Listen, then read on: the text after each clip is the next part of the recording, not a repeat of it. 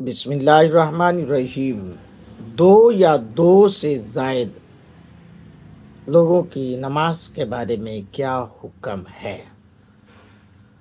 جی ہاں، سماعت فرمائیں۔ اس حدیث میں آپ کو بتانے جا رہا ہوں کہ جہاں دو یا دو سے زائد لوگ ہیں تو وہ کیا کریں نماز پڑھتے کے لیے۔ حدیث نمبر ہے 627۔ حضرت مالک بن حویرث رضی اللہ تعالی عنہ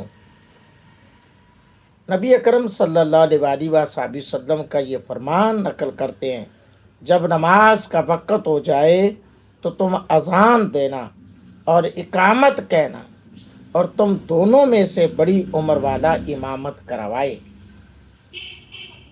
یعنی دو ہیں تو تب بھی جماعت کروا سکتے ہیں، دو سے زائد ہے تو پھر تو اور مدینہ مدینہ ہے، لیکن علم کی بات ہے، اہل علم پھر بڑی عمر والا امامت کروائے۔ حافظ ابن حجر عسقلانی رحمۃ اللہ علیہ نے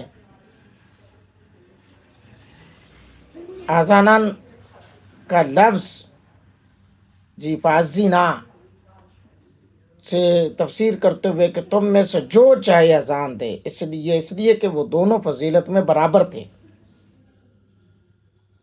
اور اذان میں عمر کا اعتبار نہیں ہے، اذان کوئی بھی پڑھ سکتا ہے، بخلاف امامت کے کہ اس میں بڑی عمر والے کا لحاظ رکھا گیا۔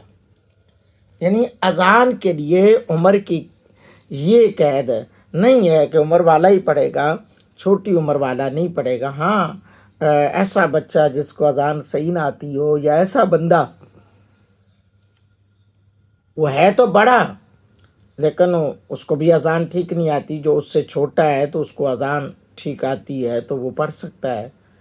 بصورت دیگر اذان میں یہ حکم ہے، لیکن جماعت کے لیے پہلے تو عالم دین ہے، پھر یعنی کہ وہ علم کی فضیلت سب سے پہلے دیکھی جائے گی، پھر قرآن کو پڑھنے والا، پھر حافظ قرآن جو ہے وہ ہے، پھر اس کے بعد صحیح قرآن کو پڑھنے والا، پھر بڑی عمر والا۔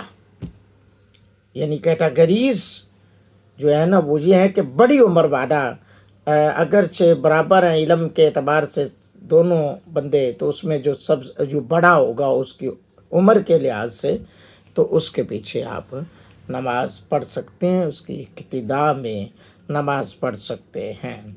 اللہ رب العالمین کے محبوب کے توسل سے دعا کرتا ہوں کہ اللہ تعالیٰ میری اہل و عیال، آبا و اجداد کی کامل اکمل بخشش فرمائے، آپ سب کی اہل و عیال، آبا و اجداد کی کامل اکمل بخشش فرمائے۔ جڑے رہیے، اسی چینل کا حصہ بنے رہیے، اپنا خیال رکھیے۔